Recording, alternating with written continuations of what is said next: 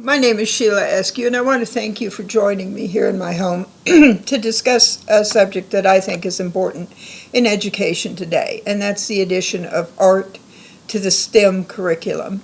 I'm doing this project as part of a course that I'm taking at the University of Kentucky in Communications, WRD 111.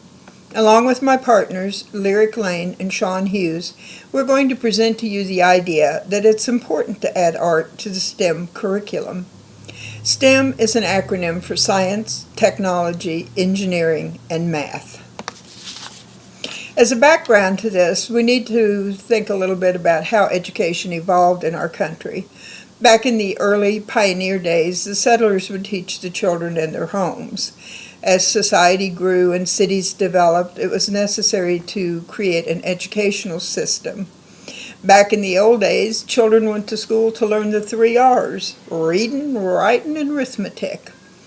Of course, things grew, and we had to teach more and new innovative ideas to our students. At one time, back in the days of the early NASA and science projects, we were world leaders in the fields of science and technology. Sadly, however, over the years, different things interfered with education.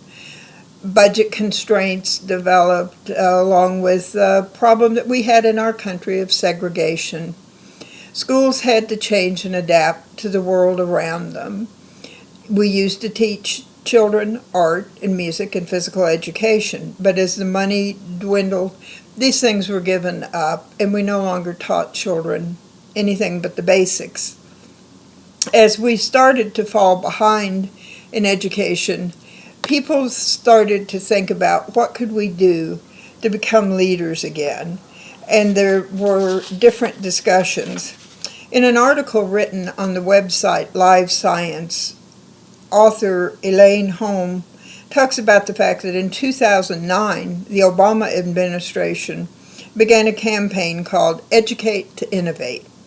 There was a big thrust of government money being put into the education system to teach the STEM curriculum, thinking that if we focused all of our effort on this STEM curriculum, we would once again develop the science leaders of the world.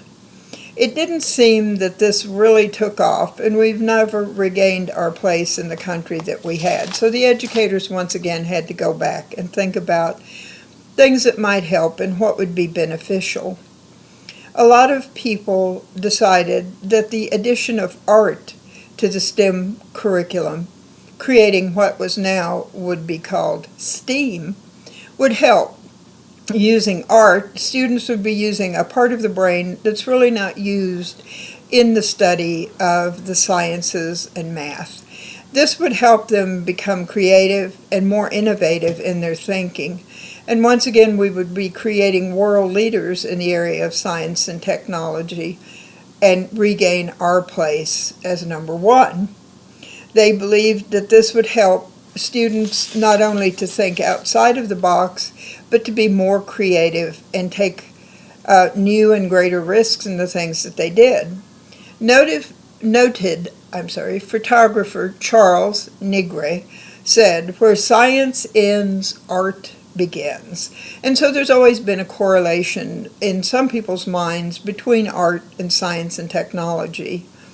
So we want students to embrace art and use this to enhance the curriculum.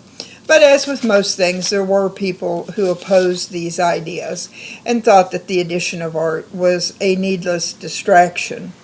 As science and technology writer Gary May said, "The clear value of arts would seem to make adding A to STEM a no-brainer. But when taken too far, this leads to a generic idea of well-rounded education, which dilutes the essential need and focus for STEM." Some thought that it would take away and hurt the budgets, money going in places it didn't need to go. Well, what I say is that following the status quo is never what made America great, and that in order to regain our position as a world leader, we need to think outside the box, and the addition of the A could make a great deal of difference. So just as the steam engine opened the frontier of old to new and innovative ideas, So the addition of art will create steam, and steam will power us into the forefront once again.